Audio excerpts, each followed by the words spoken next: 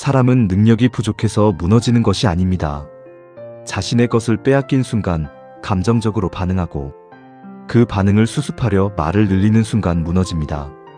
그리고 더 무서운 것은 그날 밤에도 현실을 바꾸지 못한 채 다시 내일부터를 약속한다는 것입니다. 이 모든 일은 서로 다른 실수처럼 보입니다. 하지만 실제로는 하나의 잘못된 선택이 다음 선택을 불러오며 사람의 주도권을 조금씩 무너뜨리는 과정입니다. 한 직장인에게 일어난 하나의 사례를 보겠습니다. 이름을 민석이라고 하겠습니다. 며칠 전 회의에서 민석은 새로운 업무 방식을 제안했습니다. 주말 동안 관련 자료를 찾았고 기존 방식의 문제점과 예상되는 효과, 구체적인 실행 순서까지 정리했습니다. 팀장이 자유롭게 의견을 말해보라고 하자 민석은 준비한 내용을 처음부터 끝까지 자세히 설명했습니다. 팀장은 고개를 끄덕였고 한 선배는 노트북에 민석의 말을 빠르게 적었습니다. 며칠 뒤 다시 열린 회의에서 그 선배는 깔끔하게 정리된 보고서를 화면에 띄웠습니다. 보고서에는 민석이 말했던 방향과 실행 방법이 그대로 담겨 있었습니다. 선배는 말했습니다. 지난 회의에서 나온 내용을 제가 정리해봤습니다. 팀장은 보고서를 보며 말했습니다. 좋네요. 이 방향으로 진행하시죠. 민석의 표정이 굳었습니다. 그는 참지 못하고 말했습니다. 그 내용은 제가 지난 회의에서 먼저 말씀드린 겁니다. 선배는 가볍게 웃으며 대답했습니다. 회의하면서 다 같이 나온 방향 아닌가요? 민석의 목소리가 높아졌습니다. 아니요. 자료도 제가 먼저 찾았고 구조도 제가 설명했습니다. 팀장이 말을 끊었습니다. 민석 씨, 일단 감정적으로 이야기하지 마세요. 그 말을 듣는 순간 민석은 더 억울해졌습니다. 그래서 자신이 언제 자료를 찾았는지, 어떤 내용을 먼저 제안했는지, 주말에 얼마나 준비했는지, 누구에게 파일을 보여줬는지 하나씩 설명했습니다. 말이 길어질수록 팀장의 표정은 굳어졌습니다. 그리고 결국 이런 말을 들었습니다. 알겠는데 지금 너무 방어적으로 이야기하는 것 같아요. 회의는 그렇게 끝났습니다. 아이디어를 가져간 선배보다 민석의 표정과 목소리와 태도가 더 오래 기억됐습니다. 퇴근길에 민석은 동료에게 말했습니다. 나 진짜 이 회사 그만둘 거야. 지하철에서 채용 공고를 찾아봤고 집에서는 이직 준비 영상을 몇 편이나 봤습니다. 하지만 이력서는 열지 않았습니다. 자정이 되자 노트북을 닫으며 말했습니다. 주말에 제대로 해야겠다. 그날 민석은 자신의 아이디어를 빼앗겼고 태도를 지적받았으며 퇴사를 결심했습니다. 그러나 그의 손에 남은 것은 아무것도 없었습니다. 이 이야기를 보면 민석은 아이디어를 빼앗긴 한 번의 사건 때문에 무너진 것처럼 보입니다. 하지만 사실은 그렇지 않습니다. 그는 4번의 순간마다 자신의 선택권을 조금씩 내주었습니다. 이제 처음 장면으로 돌아가 무엇이 잘못됐는지 하나씩 살펴보겠습니다.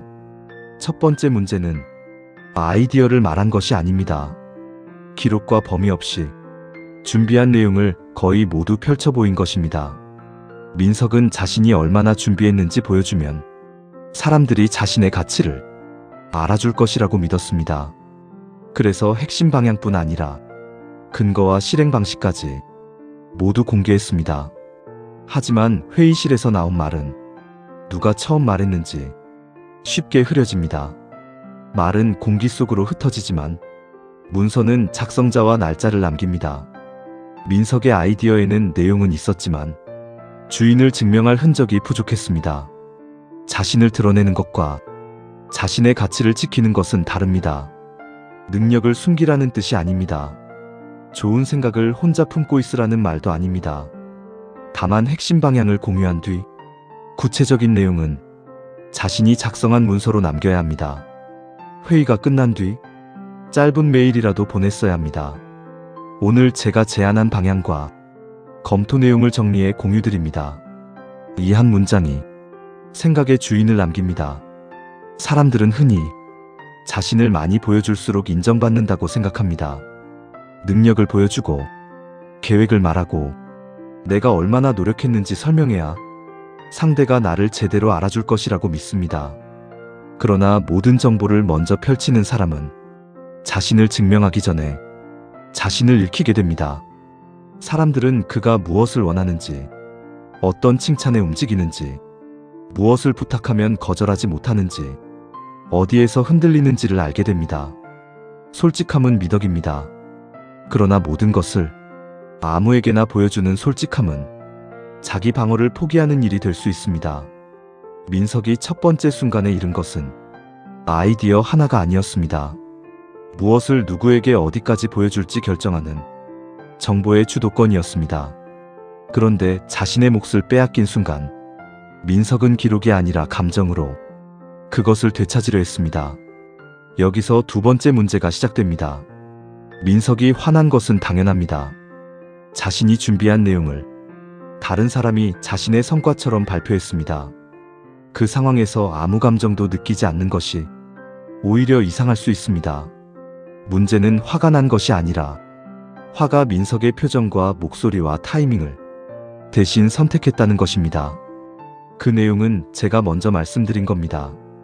이 말 자체는 틀리지 않았습니다. 하지만 굳어진 표정과 높아진 목소리가 내용보다 먼저 회의실에 전달됐습니다. 선배가 설명해야 할 문제는 사라지고 민석이 왜 흥분했는지를 설명해야 하는 새로운 문제가 생겼습니다. 감정이 먼저 나가는 순간 사실의 문제가 태도의 문제로 바뀝니다. 억울함이 클수록 사람은 즉시 반박해야 한다고 느낍니다. 지금 말하지 않으면 상대의 주장이 사실이 될 것 같기 때문입니다. 하지만 즉시 반응하는 것이 항상 문제를 빠르게 바로잡는 것은 아닙니다. 오히려 상대에게 빠져나갈 길을 만들어주기도 합니다. 상대는 이렇게 말할 수 있습니다. 그런 뜻은 아니었는데 왜 그렇게 예민하세요? 다 같이 이야기한 내용을 정리한 것뿐입니다. 그 순간 아이디어의 소유권 문제는 흐려지고 당신의 반응만 또렷하게 남습니다. 민석에게 필요했던 것은 참고 넘어가는 침묵이 아니었습니다. 반응하기 전에 사실을 확보할 시간이었습니다. 이렇게 말할 수 있었습니다. 제가 먼저 정리한 자료와 공유 기록이 있습니다. 회의 후 사실관계를 정리해 다시 말씀드리겠습니다. 그리고 여기서 멈췄어야 합니다. 감정을 억누르는 것이 자기 통제는 아닙니다. 감정이 올라온 순간에도 내 반응의 방식과 장소와 시간을 내가 선택하는 것이 자기 통제입니다. 민석이 두 번째 순간에 잃은 것은 화를 내지 않을 권리가 아니었습니다. 어떻게 반응할지를 선택하는 상황의 주도권이었습니다. 그런데 감정적인 사람으로 보이자 민석은 자신이 원래 그런 사람이 아니라는 것을 증명하고 싶어졌습니다. 그래서 세 번째 문제가 시작됩니다. 팀장이 물었습니다. 그렇다면 본인이 어디까지 준비했다는 겁니까? 민석은 이 질문을 자신을 바로잡을 기회라고 생각했습니다. 그래서 더 많이 설명했습니다. 주말에 어떤 자료를 찾았는지, 언제 아이디어를 정리했는지, 누구에게 어떤 말을 했는지, 자신이 맡은 일이 무엇이었는지. 말이 길어질수록 진실이 더 선명해질 것이라고 믿었습니다. 하지만 세 번째 문장을 넘기면서 설명은 해명으로 바뀌었습니다. 사람들은 자료보다 민석의 빠른 호흡과 조급함을 먼저 봤습니다. 말이 길어질수록 사실이 커지는 것이 아니라 불안이 커질 수 있습니다. 말을 많이 한다고 상대가 더 깊이 이해하는 것은 아닙니다. 이미 태도의 문제로 판이 바뀐 뒤에는 길어진 설명이 오히려 상대의 판단을 강화할 수 있습니다. 역시 방어적이네. 피드백을 받아들이지 못하네. 자기 공을 너무 강조하네. 그 평가는 공정하지 않을 수 있습니다. 하지만 현실에서는 사람들이 모든 문장을 정확히 기억하기보다 그때 느낀 인상을 더 오래 기억할 때가 많습니다. 그래서 억울할수록 말은 짧아져야 합니다. 핵심 사실을 세 문장 안에 말하고 더 필요한 내용은 자료로 바꿔야 합니다. 민석은 이렇게 말했어야 합니다. 해당 아이디어는 제가 먼저 정리한 자료가 있습니다. 최초 작성일과 공유 기록도 확인할 수 있습니다. 회의 후 자료로 정리해 전달드리겠습니다. 여기까지입니다. 세 문장을 넘기지 않습니다. 말로 모든 것을 증명하려 하지 않습니다. 말은 방향만 잡고 기록이 사실을 증명하게 해야 합니다. 민석이 세 번째 순간에 이른 것은 설명할 기회가 아니었습니다.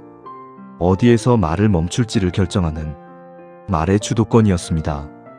그리고 말로 자신을 지키지 못한 사람은 퇴근 후 미래의 결심으로 자신을 위로하기 시작합니다. 곧 이 회사를 떠나겠다. 이제는 정말 바꾸겠다. 다음에는 이런 일을 당하지 않겠다. 이 말들은 거짓이 아닙니다. 그 순간만큼은 정말 진심입니다. 하지만 네 번째 문제는 그 진심이 행동으로 내려오지 않는다는 것입니다. 민석은 채용 공고를 찾아봤습니다. 이직 영상도 봤습니다. 하지만 이력서는 열지 않았습니다. 정보는 모았지만 선택지는 만들지 않았습니다. 회사에 대한 분노는 표현했지만 자신의 현실을 바꾸는 행동은 아무것도 남기지 않았습니다. 행동하지 않은 결심은 현실을 바꾸지 못할 뿐 아니라 자기 신뢰까지 깎습니다. 한두 번 미루는 것은 괜찮습니다. 사람은 누구나 피곤하고 누구나 두려워합니다. 하지만 이 패턴이 반복되면 어느 순간 자신의 말이 자기 자신에게도 가벼워집니다. 나간다고 말했지만 남아있었고, 시작한다고 말했지만 준비만 했으며, 바뀐다고 말했지만 그대로였습니다. 그러면 다음 기회가 와도 자신을 믿지 못합니다. 이번에도 하다 말겠지. 내가 정말 할 수 있을까? 조금 더 준비된 뒤에 하자. 이렇게 자기 신뢰가 무너지면 좋은 기회가 와도 첫 발을 떼기 어렵습니다. 민석에게 필요한 것은 인생을 한 번에 바꾸는 거대한 결심이 아니었습니다. 오늘 20분 동안 자신이 처음 작성한 자료와 날짜를 정리하고 경력기술서 한 항목을 실제로 고치는 것이었습니다. 작은 행동이지만 그 행동은 민석의 무의식에 말합니다. 나는 오늘도 말만 한 사람이 아니다. 나는 내 선택지를 하나 만든 사람이다. 민석이 네 번째 순간에 이른 것은 채용 공고 하나가 아니었습니다. 오늘 무엇을 실행할지 결정하는 행동의 주도권이었습니다. 왜 이런 장면은 성실한 사람에게 더 자주 반복될까요? 인정받고 싶고 오해받고 싶지 않으며 지금 말하지 않으면 자신이 한 일이 사라질 것 같기 때문입니다. 그래서 사람은 더 많이 보여주고 더 빨리 반응하고 더 길게 설명하며 더 크게 다짐합니다. 그러나 자신을 지키기 위한 그 행동이 오히려 자신의 선택권을 빼앗기도 합니다. 민석은 네 가지 다른 실수를 한 것이 아닙니다. 무엇을 보여줄지 선택하지 못했고, 감정과 반응 사이에 거리를 만들지 못했으며, 말을 어디서 멈출지 정하지 못했고, 결국 오늘 무엇을 실행할지도 선택하지 못했습니다. 네 문제의 뿌리는 하나였습니다. 자신의 감정과 인정 욕구와 불안과 두려움이 자신을 대신해 선택하게 둔 것입니다. 오래전 인간의 마음과 관계의 민낯을 누구보다 차갑게 바라본 한 현자가 있었습니다. 그의 이름은 발타자르 그라시안입니다. 그는 사람을 다루는 기술보다 먼저 자기 자신을 다루는 기술을 중요하게 보았습니다. 그의 지혜를 오늘의 언어로 바꾸면 이렇게 말할 수 있습니다. 자기 통제란 감정을 참는 일이 아닙니다. 무엇을 보여주고 무엇에 반응하며 어디까지 말하고 오늘 무엇을 실행할지를 내가 다시 선택하는 일입니다. 이제 이 네 가지 문제를 현실에서 하나의 기준으로 바꿔보겠습니다. 첫째, 감정과 반응 사이에 짧은 거리를 만드십시오. 표정이 굳고 손이 답장 버튼으로 가고 말이 목까지 올라오는 순간 바로 결정하지 마십시오. 이 문장을 먼저 사용하십시오. 지금 바로 답하기보다 사실관계를 확인한 뒤 말씀드리겠습니다. 이 한 문장이 감정을 없애주는 것은 아닙니다. 하지만 감정이 내 행동을 대신 결정하는 것을 막아줍니다. 둘째, 보여줄 것을 선택하고 말보다 기록을 먼저 남기십시오. 아이디어와 성과는 작성자와 날짜가 남는 형태로 정리해야 합니다. 상처와 계획은 누구에게 어디까지 말할지 선택해야 합니다. 설명이 길어지기 시작하면 세 문장 안에서 멈추고 자료로 전환하십시오. 당신의 마음을 닫으라는 뜻이 아닙니다. 당신의 마음과 능력을 낭비하지 말라는 뜻입니다. 셋째, 다짐을 20분 행동으로 바꾸십시오. 이직 준비 전체를 하지 않아도 됩니다. 이력서에 경력 한 줄을 고치십시오. 운동 계획 전체를 세우지 않아도 됩니다. 오늘 15분을 걸으십시오. 책 한 권을 끝내지 않아도 됩니다. 한 페이지를 읽고 한 줄을 남기십시오. 삶은 큰 결심보다 오늘 몸으로 남긴 작은 흔적을 더 정확하게 기억합니다. 당신이 지금까지 흔들린 것은 약해서가 아닙니다. 자신이 한 일을 지키고 싶었기 때문입니다. 모든 것을 보여준 것은 어리석어서가 아닙니다. 솔직하면 진심이 통할 것이라고 믿었기 때문입니다. 말이 길어진 것은 비겁해서가 아닙니다. 오해받고 사라지는 것이 두려웠기 때문입니다. 행동을 미룬 것도 게을러서만은 아닙니다. 실패한 자신을 마주하는 것이 무서웠기 때문입니다. 그 마음들은 한때 당신을 보호했을 수 있습니다. 하지만 이제는 그 방식이 당신의 선택권을 빼앗고 있다는 것을 알아야 합니다. 선함을 버리지 마십시오. 진심도 버리지 마십시오. 다만 선함에는 기준을 더하고 진심에는 형식을 입히며 희망에는 오늘의 행동을 붙이십시오. 오늘 인생 전체를 바꿀 필요는 없습니다. 다만 오늘 한 번은 감정 대신 기준을 선택하고 충동 대신 멈춤을 선택하고 긴 해명 대신 짧은 문장을 선택하고 다짐 대신 행동 하나를 선택하십시오. 그 작은 선택이 쌓일수록 당신의 말은 다시 무거워질 것입니다. 당신은 자신을 다시 믿게 될 것입니다. 그리고 어느 순간 알게 될 것입니다. 사람에게 무너지지 않는 힘은 상대를 눌러 이기는 데서 시작되는 것이 아니라 내 삶의 선택권을 다시 내 손에 쥐는 데서 시작된다는 것을 오늘의 무의식 선언입니다. 나는 내 삶의 선택권을 다시 나에게 돌려놓는다. 이 문장을 단순한 다짐으로 남기지 마십시오. 오늘 감정적으로 반응하고 싶었던 일 하나, 말하지 않아도 될 것을 말하려 했던 순간 하나, 내일로 미뤄둔 행동 하나를 떠올리십시오. 그리고 그 중 하나만 다르게 선택하십시오. 오늘 이야기한 내용 가운데 유독 자신에게 반복되는 문제가 있다면 마인드 도서관 일부 1화부터 4화까지의 개별 영상도 찾아보십시오. 각 주제별로 더 구체적인 사례와 실행 방법을 확인할 수 있습니다. 당신의 인생이라는 책의 다음 페이지는 반드시 더 우아하고 강력하게 빛날 것입니다. 마인드 도서관입니다.